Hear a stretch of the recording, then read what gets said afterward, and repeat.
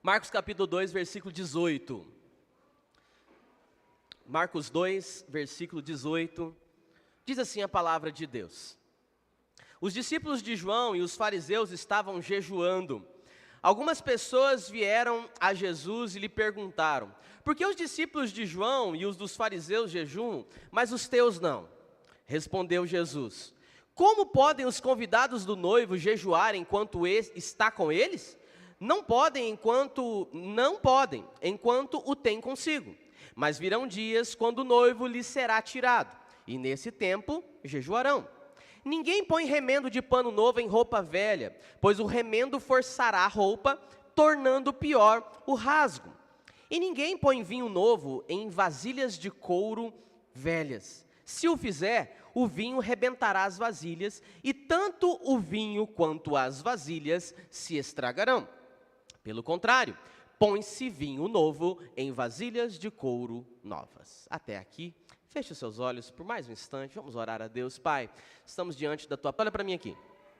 Você já deve ter ouvido falar que a diferença entre o remédio e entre o veneno, muitas vezes é apenas uma questão de dosagem.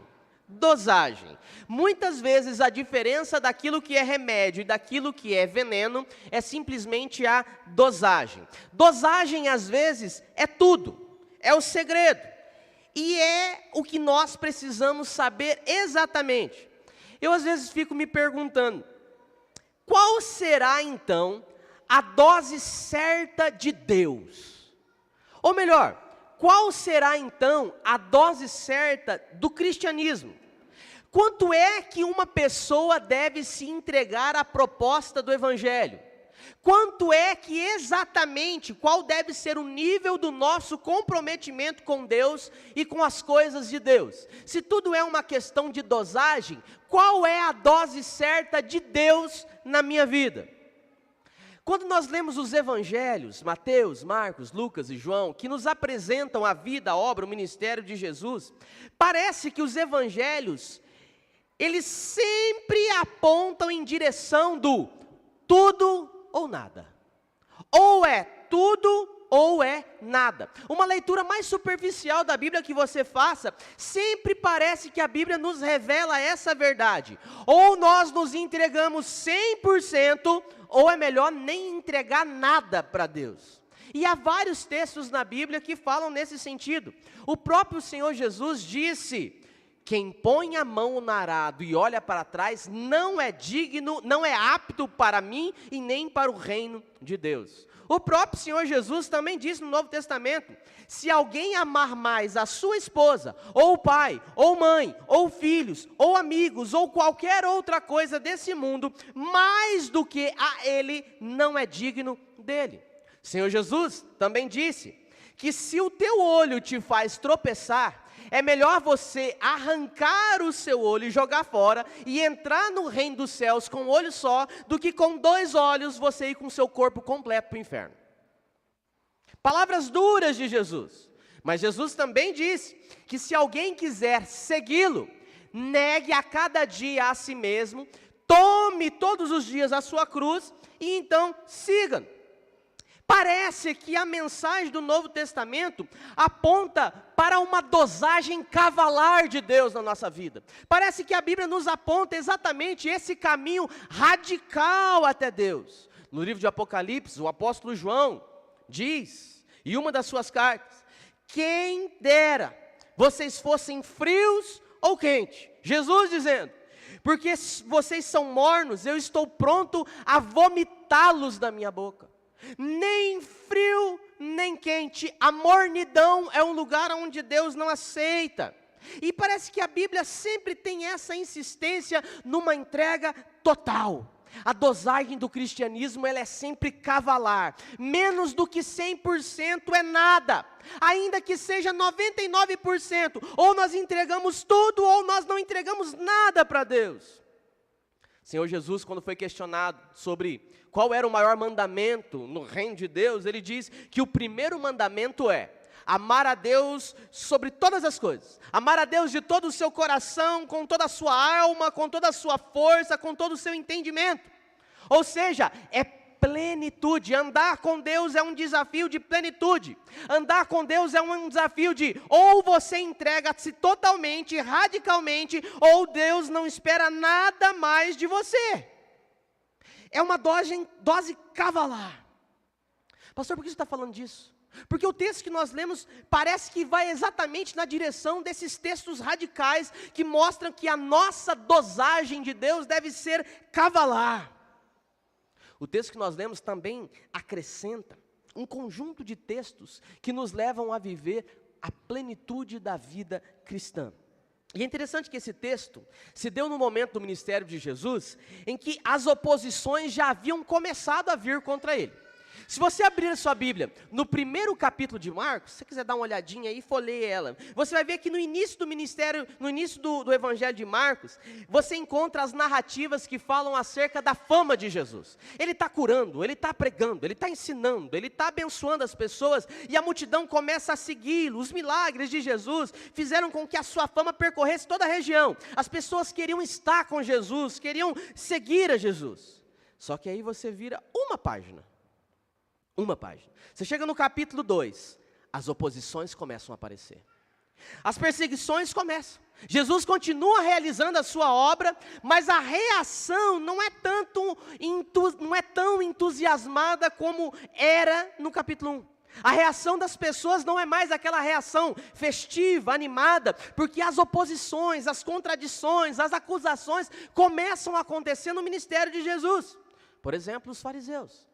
Os fariseus, que eram uma seita, era um grupo, um grupo religioso daquela época, começam a questionar a Jesus por que ele perdoa o pecado do paralítico. Primeiro ele já fica indignado porque Jesus cura um paralítico no sábado, e depois Jesus diz, vai em paz, porque perdoados estão seus pecados, e eles começam a questionar a Jesus sobre quem é você que tem poder, que acha que tem poder para perdoar pecados.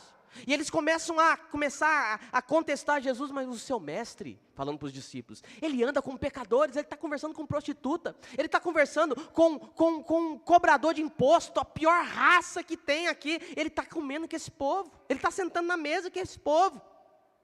Começam a questionar Jesus, falando que não era lícito fazer o que ele fazia no sábado, e mesmo assim ele fazia. E esse texto, ele compõe esta série do ministério de Jesus, aonde o evangelista Marcos mostra que Jesus está sendo o tempo todo questionado. Falam para ele assim, por que você está fazendo essas coisas? E por que você está fazendo essas coisas desse jeito? Não é assim que nós aprendemos com Moisés. Não é assim que nós aprendemos em toda a história da nossa vida. O Senhor está fazendo de forma diferente. Por que tanta novidade aí em Jesus? Por que tantas mudanças? Por que você não vem fazendo assim como os profetas faziam? Assim como Moisés nos ensinou? Por que você está movimentando tanto o nosso lugar de conforto? Por que o Senhor está ferindo tanto com a nossa tradição? Por quê? Porque começam a questionar Jesus. E parece, aparentemente, que Jesus estava aqui decidido a romper com certos paradigmas que a população naquela época não estava meio que entendendo. Jesus estava querendo botar por terra conceitos e preconceitos para mostrar para todas aquelas pessoas que a vida cristã é muito mais além do que aquilo que eles estavam acostumados ou estavam pensando. E eu quero chamar a sua atenção para isso agora. A pergunta que Jesus é submetido nesse texto que nós lemos, por isso deixa a sua Bíblia aberta aí, é interessante e é um pouco diferente das outras perguntas, porque parece num primeiro momento uma pergunta muito legítima. Presta atenção aí. As pessoas fizeram essa pergunta para Jesus e não estavam comparando apenas uma religião dominante, que era o judaísmo. Não estava apenas comparando com um movimento farisaico, que era da seita dos fariseus, mas inclusive estavam comparando com os discípulos de João. Que João? João Batista. Que era, os discípulos de João Batista, uma espécie de movimento periférico. Era da galera excluída, da galera dos pobres, os coxos, os leprosos, essa galera que andava com João. E João, que veio preparar o caminho do Senhor, tinha os seus discípulos, que era na verdade um movimento mais de periferia. Os discípulos de João eram bons discípulos, muito bons discípulos. O próprio João Batista era um homem muito bom. O ministério de João estava intimamente ligado com Jesus. Por quê? porque assim como a mãe de Jesus estava grávida dele pelo Espírito Santo, a mãe de João engravidou, e o anjo visitou-a dizendo, o seu filho virá para preparar o caminho do Senhor, e João Batista nasce como um grande profeta, que veio preparar o caminho para o ministério de Jesus. O próprio Senhor Jesus, enquanto estava vivo, ele falou muito bem sobre João e os seus discípulos, que eles estavam focados no reino de Deus, falou sobre a trajetória dele, e uma vez, eles perguntaram para João, os discípulos de João perguntaram para João, João, Jesus está famoso aí, você está preso, João, nós devemos continuar seguindo a você, ou nós devemos começar a seguir outro? E a resposta de João Batista foi brilhante, e essa resposta de João Batista deve estar constantemente nos nossos lábios. João diz, que importa? Importa é que ele cresça e eu diminua. O importante é que ele, o Filho de Deus, cresça e eu diminua. Então, quando a pergunta associa os discípulos de João aos fariseus da época, porque essa é a questão que eles estão levantando, os discípulos de João, os fariseus e os discípulos de Jesus, não é mais uma questão apenas preconceituosa, institucional, não é uma questão de revanche, uma questão de vingança, de inveja, mágoa, não. É uma pergunta séria. A curiosidade aqui é uma curiosidade legítima. Por quê? Vou explicar. As pessoas começam a observar o comportamento dos discípulos de João. Começam a observar o comportamento dos próprios fariseus. Começam a observar isso aí e percebem um vínculo, um fator comum. Qual é o fator comum entre os discípulos de João e entre os fariseus?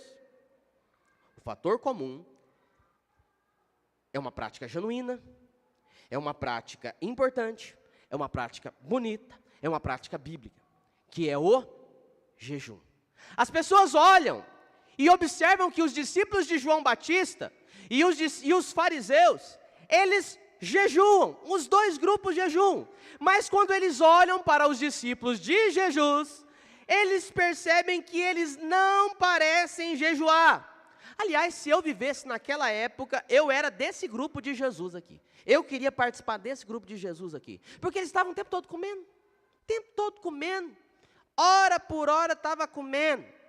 O povo está com fome. Jesus dá comida para o povo e come todo mundo. Aí, aqui no contexto aqui, o personal trainer, por favor, me desculpe, tá? Estou fazendo apologia à comilança também, não é isso, né? Tem muitos aqui, eu me senti impressionado. Samuel está de um lado, a Diago está do outro, tem o nosso irmão lá, é só gente forte. Enfim, olha só, os discípulos estão com fome, Jesus está com fome, o que eles fazem? A Bíblia diz que eles entram no milharal, Jesus vai no meio.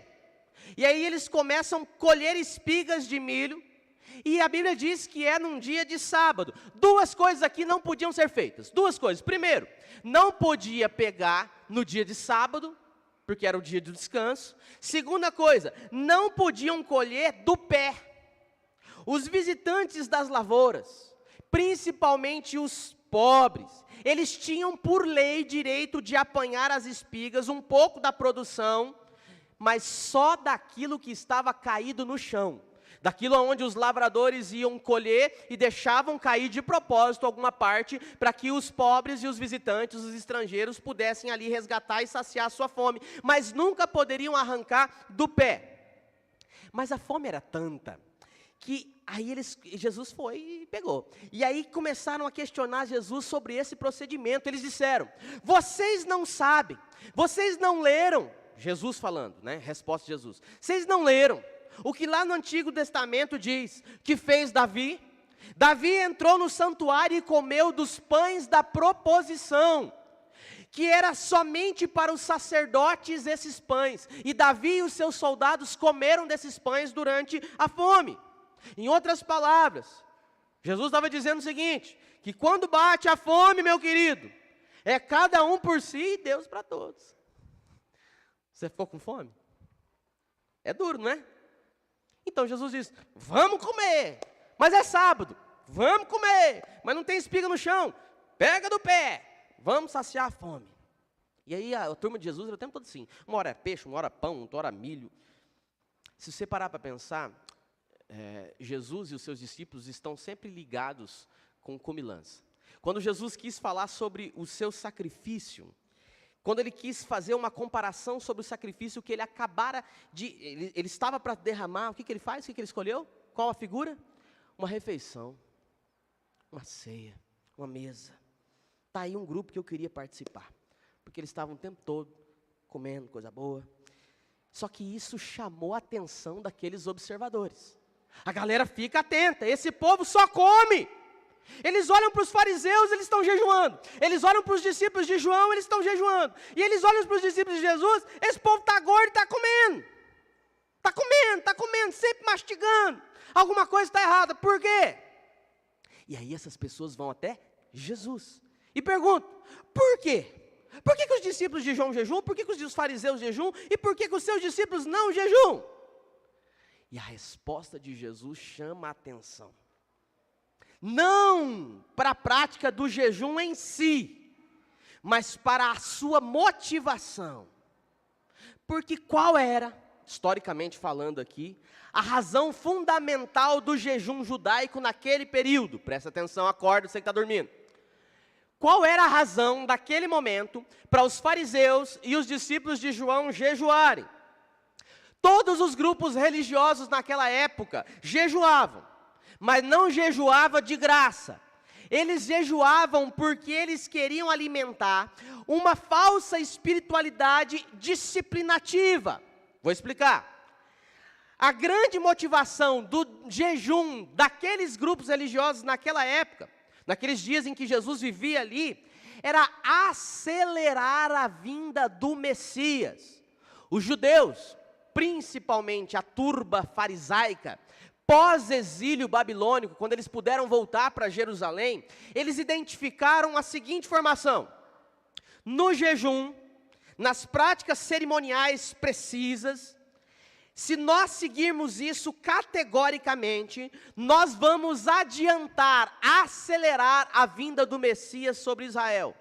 Você tem que lembrar que desde o exílio babilônico, Israel nunca mais teve um período de autonomia política. Israel nunca mais teve um período de independência nacional. Ah, pastor, mas eu vim no LAB, eu sou aluno do LAB, eu sei que o senhor falou que teve um período que eles foram independentes. Sim, no período das guerras dos Macabeus. Na guerra macabaica, o nome é feio, mas é esse mesmo nome. Sim, Israel experimentou por um período muito curto de tempo uma espécie de independência política, mas nunca uma independência econômica, total. Não, eles não tinham autonomia de fato. E a grande expectativa do povo de Israel é que quando o Messias do Antigo Testamento finalmente vir, ele vai se assentar no trono, nós finalmente seremos libertos das mãos de Roma, reinaremos política, economicamente, socialmente, de forma completamente independente, em todo o cenário internacional. Então, quando o exílio acabou, o povo volta e começa a jejuar, porque eles acreditavam que nessa forma penitente de jejum, eles iriam adiantar a vinda do Messias. Você está entendendo até aqui? Amém ou não amém? Muito bem. Então eles jejuavam, mas jejuavam para quê? Qual era a motivação? Para que o Messias viesse. E aí quando eles perguntam para Jesus, Jesus, por que é que os teus discípulos não jejuam? Você entende agora a resposta de Jesus? Olha na sua Bíblia aí. Em outras palavras, Jesus está falando, os meus discípulos não jejuam, porque eles simplesmente não precisam. Por que os meus discípulos não jejuam? Jesus responde, porque eles não precisam. Por que eles vão jejuar, se o casamento já é chegado e o noivo está presente? Por que eles vão jejuar? É como se eles pedissem algo que eles já tinham, já receberam. Como é que eles vão praticar uma espiritualidade com vistas na ação daquilo que Deus já está fazendo? Eles não precisam jejuar porque o noivo está com ele. Eles não precisam jejuar, eles não precisam clamar para a aceleração da vinda de um Messias, porque para eles o Messias já chegou, aleluia. É um presente que já foi lhes dado. Então eles estão vivendo num tempo de festa agora, de celebração, de aleluia, de alegria. A salvação que veio em Cristo Jesus é uma boa notícia, então vamos comer. É mais ou menos isso que Jesus está falando. É celebração, eles não têm que ficar se penitenciando, porque o que eles precisavam já veio até ele. Então Jesus diz, soem as trombetas, a mesa está posta, porque o Filho de Deus está presente nesse mundo, aleluia, hosana ao que vem em meio às alturas, ele já veio, ele está vivo. Então é por isso que eles não precisam jejuar.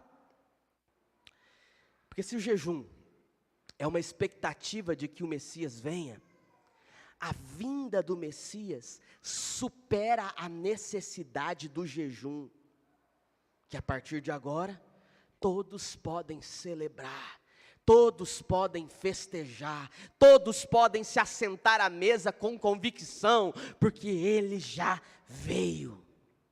Só que aí tem um problema aqui, porque o problema é que essa mensagem não é uma mensagem fácil de ser recebida. Nessa reflexão, Jesus emenda os versículos que vêm logo na sequência. Deixa a sua Bíblia aberta aí.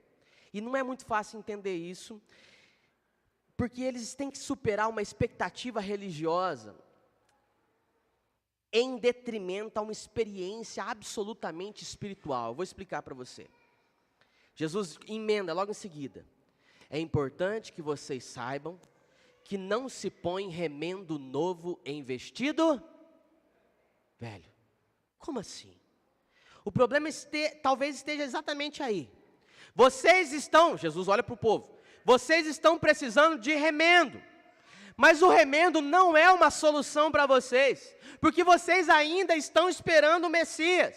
E como quem espera aquele que vai consertar a história de vocês e devolver a história de vocês para um lugar em que vocês gostariam de estar. Mas esse remendo não serve para vocês, porque é como alguém que coloca um remendo de pano novo numa veste velha. O pano novo ainda tem uma rigidez, o pano novo ainda tem características que o pano velho já perdeu, já se enfraqueceu. E à medida com que você fizer a costura do pano novo com o pano velho, o pano novo vai puxar o velho e o velho vai romper ainda mais.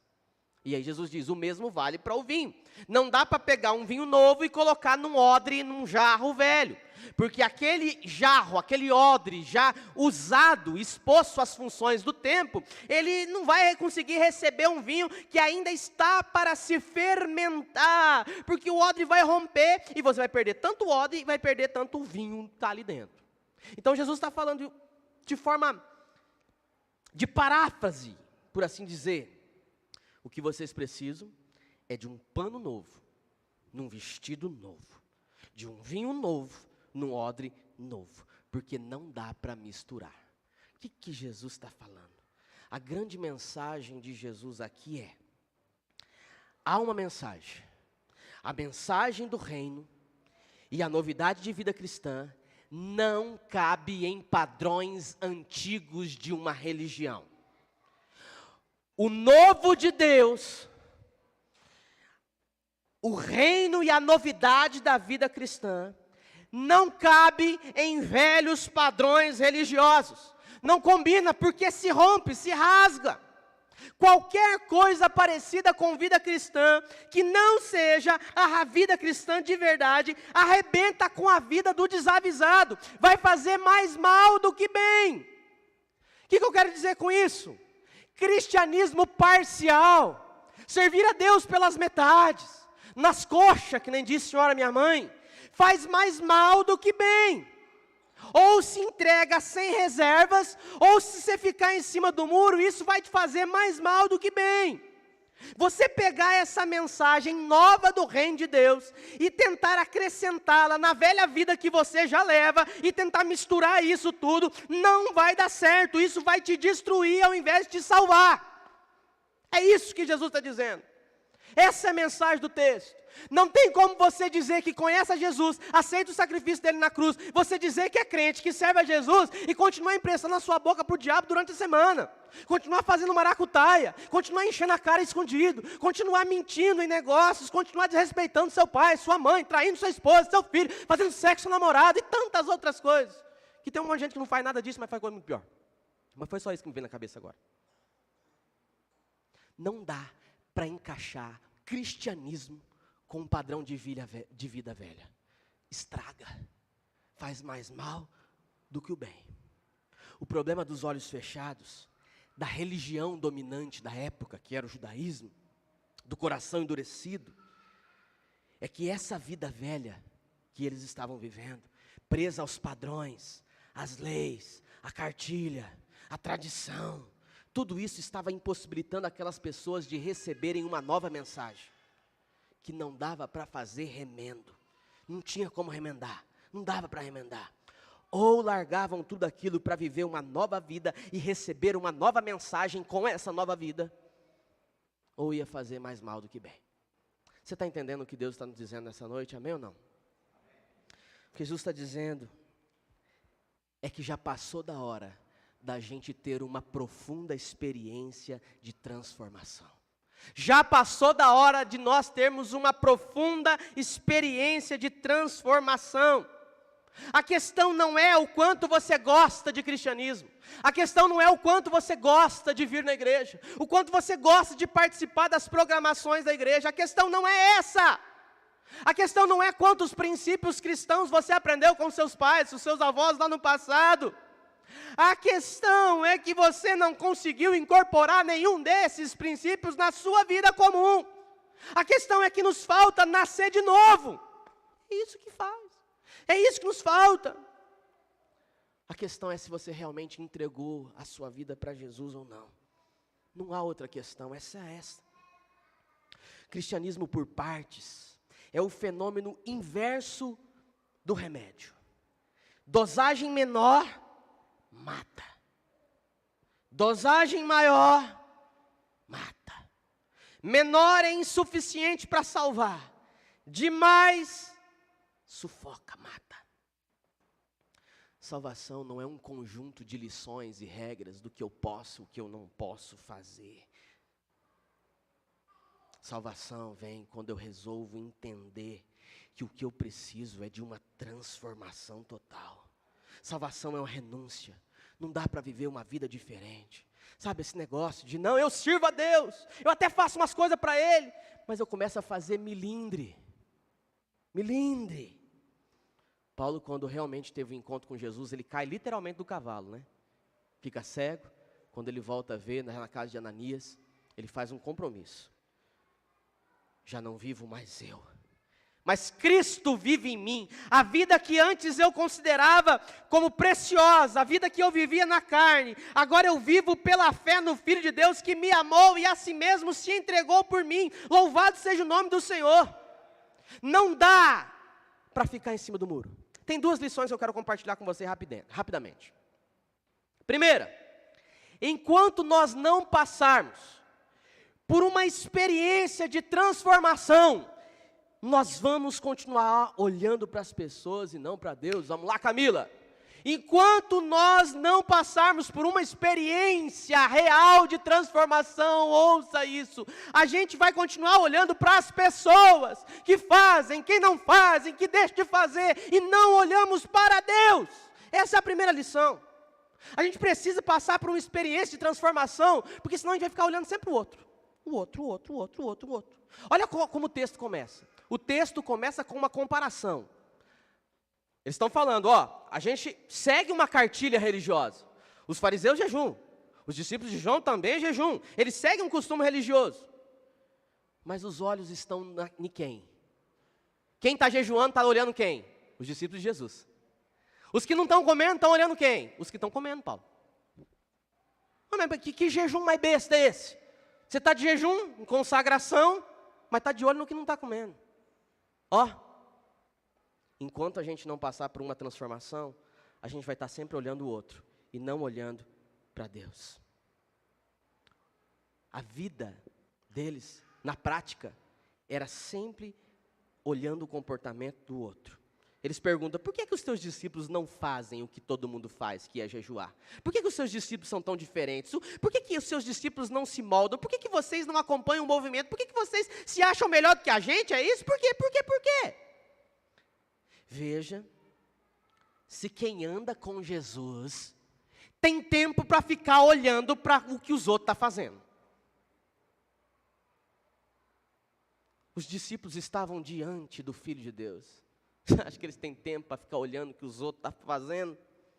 O problema é que os nossos olhos não estão totalmente no Senhor.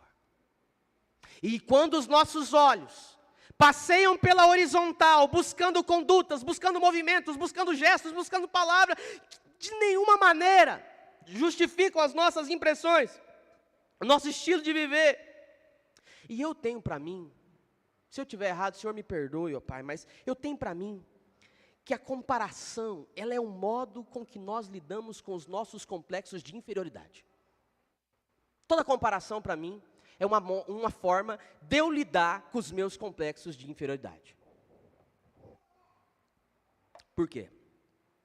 Porque toda comparação, no fundo, ela é uma avaliação. E toda avaliação é um risco. Eu sou professor, eu faço avaliação todo bimestre. E toda avaliação é um risco. Porque toda avaliação gera um diagnóstico, gera uma nota, gera uma declaração de validade, de intensidade, de utilidade, de verdade. Os discípulos estavam comparando os movimentos para saberem qual dos movimentos era o mais certo. E o medo que dá do outro ser mais certo do que eu? E o medo que dá do outro ser melhor do que o meu? Eu estava uma vez refletindo sobre aquele ditado que a gente diz: em terra de cego, quem tem um olho é? Em terra de cego, quem tem um olho é um? Esse ditado, ele foi cunhado em um país que existe, talvez, em um outro planeta que nós ainda não conhecemos. Porque esse ditado é errado. Errado. Porque o ditado certo seria: em terra de cego, quem tem um olho é invejado, odiado e por fim tem o seu olho arrancado.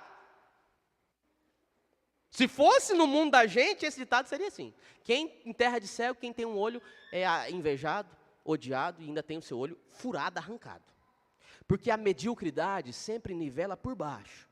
Você começa no emprego novo, cheio de vida, animado, você já começa a perceber uma série de coisas que ali poderiam mudar para que a empresa crescesse, para que o lugar de trabalho fosse mais produzido. Você chama o patrão e diz: patrão, eu cheguei aqui tem pouco tempo, mas eu observei algumas coisas, eu acho que o ambiente de trabalho aqui poderia ser melhor, a gente podia render melhor. Eu estou com um projeto aqui, o que o senhor acha? Já chega um colega de lado assim e diz: baixa a bola, rapaz. Oxe, pianinho. Você chegou ontem, rapaz? Oxe, quem você pensa que é? Você está achando que você é o bom aqui? Baixa a bola, rapaz. Eu não dou 2 meses para você ficar igual a todo mundo aqui. 2 meses. Tipo a história dos macacos. Já viu a história do macaco? Não, eu vou te contar. Macacos tomam jatos de água todas as vezes que eles iam pegar a banana. É uma experiência social. Os macacos iam pegar a banana e eles levam um jato de água, eles saem correndo de perto da banana. Daí eles pegam e colocam um macaco novo na experiência. E aí quando o macaco novo vai pegar a banana, os outros macacos davam nele, batiam nele. Porque aquilo significava que se ele chegasse perto da banana, o jato d'água vinha na geral. E aí esse macaco, que nunca tomou jato de água, quando entrou um macaco novo, dava no macaco novo também. Mediocridade. A mediocridade nivela sempre por baixo. Os nossos complexos de inferioridade, o nosso medo de que as nossas fragilidades sejam expostas o tempo todo. Nós queremos que tudo funcione igual. Eu aprendi assim, na minha época era assim, eu tocava assim, na minha época, quando eu comecei era assim, agora é assado. Eu quero que tudo funcione igual. E aí a gente fica olhando para o vizinho e pergunta para Deus: por que ele tem um carro tão bom e eu não tenho? Oh Deus, por que o cara tem uma casa tão boa e a casa que eu moro está caindo aos pedaços? Por que esse desgraçado consegue esse emprego e eu ainda estou desempregado? Por que morreu a minha mulher e não morreu a mulher do outro? Por que acontece essa desgraça toda com a minha família e não com a família dessa pessoa? Você não vai falar isso, né? Mas pensa aqui, pensa. Essas comparações, elas refletem que nós não passamos ainda por uma transformação profunda. Porque nós ainda estamos vivos demais. Ué, como assim, pastor? Você está precisando morrer. A gente está muito vivo, olhando para os outros, tentando entender por que alguma coisa, alguma razão, parece melhor para um e pior para outros. Veja, essa avaliação é nossa, não é de Deus. É a gente que olha e pensa. A diferença não é necessariamente uma declaração de superioridade, mas nós gostamos de fazer parecer que é. Vou explicar. Eu tenho para mim que, se nós já tivéssemos passado uma experiência profunda de transformação com Deus, não haveria nenhum tipo de milindre entre a gente. Não. Porque milindre é coisa de vida velha. É coisa que não combina com vida nova. Diante de Deus, não. Eu não vou mais na igreja não, pastor. Não, por quê, irmão? O presbítero fulano passou por mim essa semana, nem me cumprimentou. Milindre. Eu não quero mais saber de nada não. Mas por quê? Porque foi meu aniversário, ninguém nem me telefonou. Nem mandaram no grupo lá, parabéns. Eu não quero mais saber de nada não. Mas por quê? Porque ele falou comigo de qualquer jeito. Está pensando que eu sou quem? Ele acha que ele é quem? Estou naquela igreja, dou meu sangue, faço tudo lá, e ninguém fala comigo daquele jeito. Não vou mais no PG não. Por quê? Porque eu fui lá e ninguém falou comigo. Estou chateado. Não volto mais lá. A gente faz milindre até de testemunho. A pessoa vem aqui na frente contar uma coisa boa que Deus fez na vida dela. Pega o microfone e diz, olha, eu estava com a doença, Deus me curou, meus irmãos. Uns falam, aleluia, glória a Deus. E o outro fica pensando assim, puxa, mas eu estou orando há bem mais tempo que ele. Ô Senhor, tanto tempo que eu estou orando, bem mais tempo do que ele, o Senhor não vai fazer. Valeu, hein, Deus? Valeu. Você acredita? Eu não sei, mas eu fico com a sensação de que tudo isso não combina com a vida cristã. Parece que não orna. Essas nossas necessidades de valorização, de reconhecimento, de aceitação. Isso para mim é velha veste. É veste velha. E não nova. E aí, remendo novo em veste velha, começa a arrebentar. E daí das duas uma. Ou você passa por uma transformação, ou o seu desfecho é sair da igreja porque não tem como conviver com um cristianismo de milindre. Não bate. Cristianismo e milindre não bate. Ele me criticou, ele não me convidou. O pastor não foi na minha casa. Mas você chamou? Mas precisa. Você está vivo demais, irmão. Você está muito vivo ainda. Já passou da hora de você morrer. De você renunciar a si mesmo, tomar a sua cruz e seguir a Jesus. Estou crendo que nem vai para a sepultura, não. Estou dizendo espiritualmente. Você precisa morrer para você mesmo e nascer para Jesus. Precisa começar a carregar a sua cruz e seguir a Ele. Porque veja bem, Jesus está lá com a cruz no ombro. E quem está com a cruz no ombro está indo morrer. Quando Jesus carrega a cruz, ele sabe que ele está indo para o lugar de seu martírio, da sua morte. Então não importa o que a torcida está falando na lateral. As pessoas jogam coisa nele, xingam ele, gritam nele, cuspem nele. E ele está focado. E aí vem alguém e diz assim, coitado de Jesus. Mas Jesus diz o quê? Não. Coitado de mim não. Não chorem por mim, chorem por vocês. Não chorem por mim, chorem por vocês. Porque aqui eu estou com a minha cruz, mas eu não sou vítima não. Eu estou vivendo o plano do meu Pai no céu. Vocês é que são vítimas. Vítimas dos seus próprios milindres, da sua ignorância, dos seus preconceitos, das suas dificuldades, do coração fechado de vocês. Chorem por vocês e não por mim. E continuou carregando a cruz. Você leu a Bíblia? É isso, não é? Rasgaram as vestes de Jesus, começaram a fazer chacota. Ele desce da cruz para arrebentar com todo mundo. Falou, que falta de respeito comigo, hein? Um propósito. Está doendo, mas eu tenho um propósito. E eu não arredo o pé desse propósito. Um dia Jesus está pregando, aí vem um sujeito e diz assim, Senhor, ordena que o meu irmão divida comigo a herança que é nossa. Pergunta do cara. Você lembra como que Jesus responde para esse cara? Tradução nova linguagem de hoje do pastor Rafael. Resposta de Jesus. O que eu tenho a ver com isso? O que eu tenho a ver com isso? Quem me constituiu juiz ou partidor entre vocês? Essa foi a resposta dele de verdade. Quem me constituiu juiz na causa de vocês? Aí ele olha para os discípulos dele, para os 12 e diz, cuidado com a ganância de vocês, hein? Ou seja, ainda está chamando o sujeito que pediu ajuda para repartir os bens de ganancioso. Eu fui pesquisar sobre algumas palavras duras de Jesus no Novo Testamento. Palavras duras de Jesus. Olha a palavra que ele dá para Pedro, por exemplo. Pedro era seu companheiro, discípulo, que ele amava. Jesus olha para Pedro e diz assim, arreda-te de mim, Satanás, porque você não cogita, falando para Pedro, tá? Você não cogita das coisas do céu, mas das coisas da terra. Aí eu pensei um pouquinho e cheguei à seguinte conclusão. Se nós, pastores, nos comportássemos como Jesus se comportou, nós todos estaríamos no olho da rua. Vocês não iam me querer aqui. Se bem que eu acho que tem um monte que não quer, mas paciência, até Deus querer eu fico. Se nós, pastores, fôssemos nos comportar assim como Jesus se comportou, nós estaríamos todos desempregados. Porque normalmente a igreja quer que nós falemos sobre Jesus, e não que nós vivamos como Jesus. Porque viver como Jesus é muito complicado.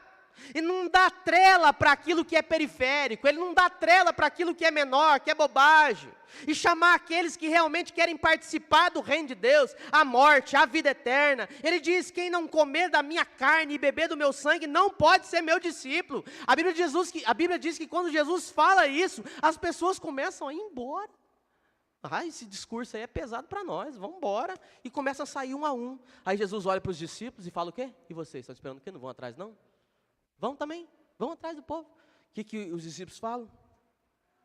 Se fosse eu ia falar, não, peraí, vocês entenderam errado, não vão embora não. Calma, deixa eu explicar melhor o que eu quis dizer. Corta a live aí, deixa eu dizer de novo. Mas não foi eu, é Jesus. Jesus olha para os discípulos e fala, vocês estão esperando o quê? Vai também. Oxe, a palavra é dura para vocês também? Vai. Arria. E aí... É como se Jesus estivesse dizendo assim, a porta é serventia da casa, vamos? Aí Pedro, que acabou de levar uma dura de Jesus, diz, não, Senhor, pelo amor do Senhor mesmo, porque Ele é Deus, né? Pelo amor do Senhor mesmo, para onde nós iremos, se só Tu tem palavras de vida eterna? Nós não vamos sair não, vamos ficar aqui. Eu acho que esse é o sentimento de quem está na igreja cristã de verdade.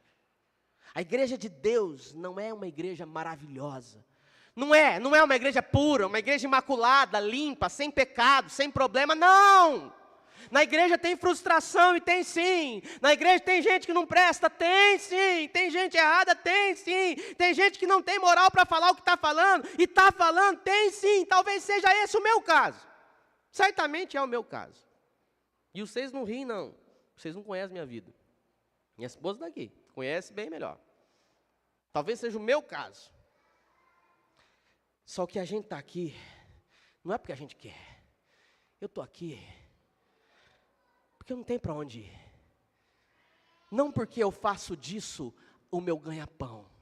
Porque certamente eu estaria ganhando muito melhor fazendo qualquer outra coisa. Eu não preciso disso para viver. Eu só estou aqui, porque eu não tenho para onde ir. Só Ele tem palavras de vida eterna. E aí quando a gente conhece Jesus, meu irmão, a gente não quer soltar mais. Quando a gente tem um encontro com Ele, só Ele tem palavras de vida eterna, e as pessoas vêm e dão porrada, e falam de você, e te acusam, e você vai e chora, e fala que vai jogar tudo pro alto, no dia seguinte você está de novo ali, chorando com as pessoas, rindo com as pessoas, porque quem cola com Jesus não quer descolar mais, não tem outro lugar. Eu acho que não tem lugar para a gente ficar olhando para a vida do outro. Não, quando a gente tem encontro com Jesus, a gente só olha para Ele. Para Ele. Se nós não passarmos por uma experiência profunda de transformação, nós vamos sempre continuar olhando para o outro e não para o Senhor. Você faz as coisas pensando no outro ou para Deus? Segunda lição: se nós não passarmos por uma experiência profunda de transformação, nós continuaremos praticando a religiosidade em absoluta desconexão com a realidade. Absoluta desconexão com a realidade. Olha só o que os discípulos de João e os fariseus estavam fazendo, e eles não estavam percebendo. Olha para o texto aí. Pergunta deles: por que nós jejuamos e vocês não? Jesus diz: porque o motivo de jejum de vocês foi tirado. Por que mais eles jejuariam? Irmãos, presta atenção. O jejum é bíblico, o jejum é bênção. O jejum, primeiro, ele é mandamento. O jejum alimenta a nossa alma, o jejum inspira, o jejum é maravilhoso. Agora, eles não jejuam porque não há razão nenhuma de fazer aquilo naquele momento. Jesus diz: eu estou com eles, eles não precisam jejuar, disse Jesus. Aí imagine comigo, Odai, Jesus vai na tua casa hoje. Chegou lá, Daiane, vim te ver. Ai, arrumado aqui, Senhor. Pois não, Jesus. Então, filha, fiquei sabendo que você faz um bolo muito gostoso, e eu gostaria que você fizesse um bolo para a gente comer junto aqui. Aí a Daiane, mestre, puxa, que pena. Hoje não vai dar, não. Mas por quê? Está com prisão de ventre aí? Tá meio enjoada? Como é que é? Não, mestre. É que hoje eu estou de jejum. Não vai rolar. Não vai dar, eu estou de jejum. Ah, é porque você está de jejum? Então para esse jejum e vem ter comunhão comigo. Faz logo esse bolo, moça. Vamos ter comunhão junto. Guardadas as devidas proporções da brincadeira, e bem à parte, é o que Jesus está dizendo aqui. Se o jejum é para andar comigo, se o jejum é para que eu venha, os meus discípulos já estão andando. Eles estão andando comigo, então eles não precisam jejuar mais.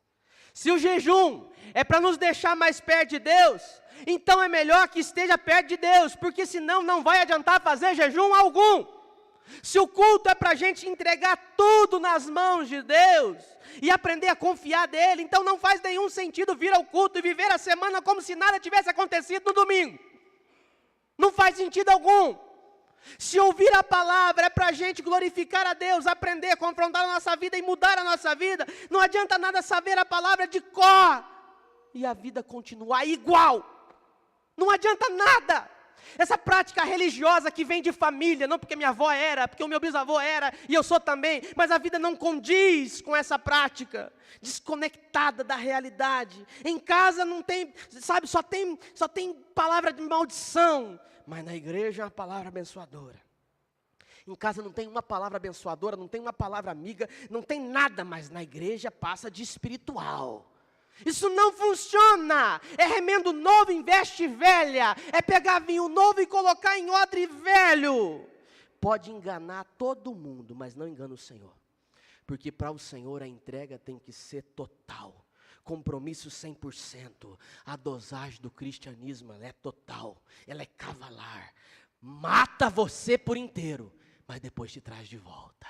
Mata você, mas traz você de volta para a vida que só o Senhor Jesus pode te dar. E eu acho que para a gente viver uma vida em abundância, a vida que Jesus veio para nos dar, a vida que Ele nos prometeu, não tem outro caminho, a não ser me entregar por inteiro. Feche seus olhos, quero orar por você. Queria orar com você.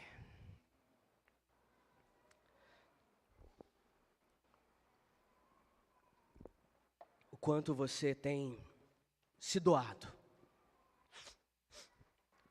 Isso não tem a ver com tempo de igreja. Talvez você nunca veio numa igreja evangélica. E Deus está falando agora no teu coração. Agora com você. Dizendo, eu estou aqui, você está aí. E o que você está esperando? Para se entregar por inteiro. Talvez você está na igreja há muitos anos. Já serviu em ministério, isso aqui para você é tudo muito comum, a música, o som, o ambiente, tudo para você faz parte da tua vida. Está acostumado com isso. A pergunta é, qual a dosagem você tem dado a Deus? 100%? 90%? 95%? 99% para Ele não serve. É tudo. Ele te mata e te traz de volta. Ele destrói a sua vida e a reconstrói de uma maneira que você nunca imaginou. É muito melhor. Tem que ser uma entrega total. Feche seus olhos. Você pode se colocar em pé por um instante? Eu queria orar junto com você, eu não queria orar por você.